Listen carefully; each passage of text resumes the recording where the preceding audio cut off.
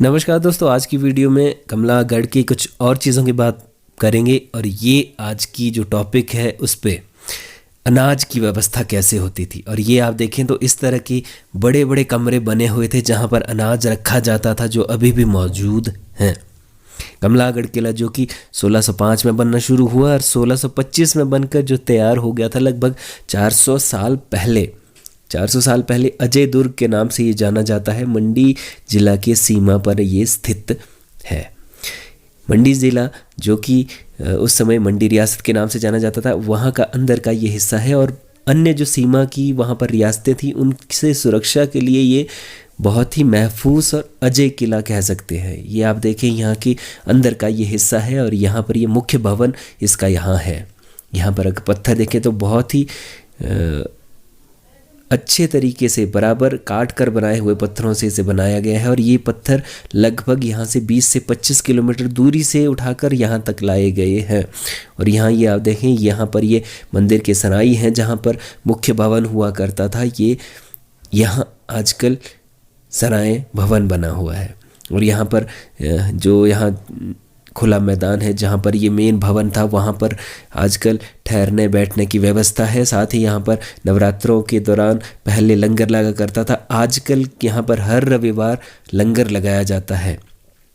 और ये देखें, हमारे कुछ साथी जो हैं वो सफाई व्यवस्था के लिए यहाँ पर सफाई के कार्यक्रम जो होता है दिवाली पर हम लोगों द्वारा, उसका ये आयोजन था। उस समय ये आप देख रहे हैं कि वो अपने काम में लगे हुए हैं।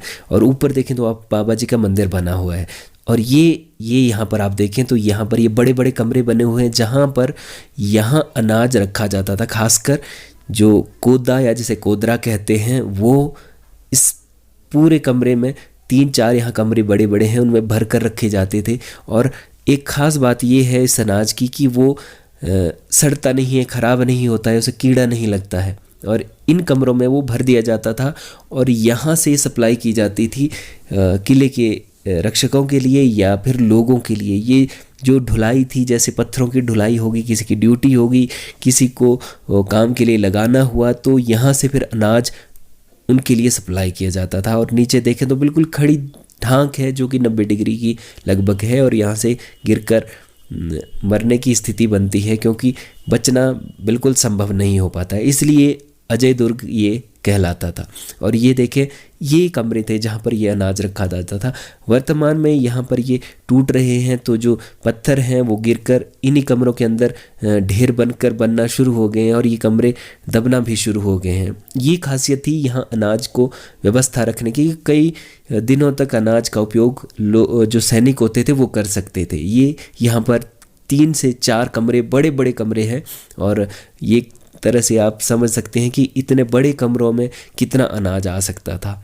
और यहीं से अनाज की सप्लाई फिर इनके लिए, लोगों के लिए, सैनिकों के लिए और यहाँ पर रह रहे अन्य जो लोग थे उनके लिए पूर्ति की जाती थी। तो और ये भवन का मुख्य हिस्सा हुआ करता था।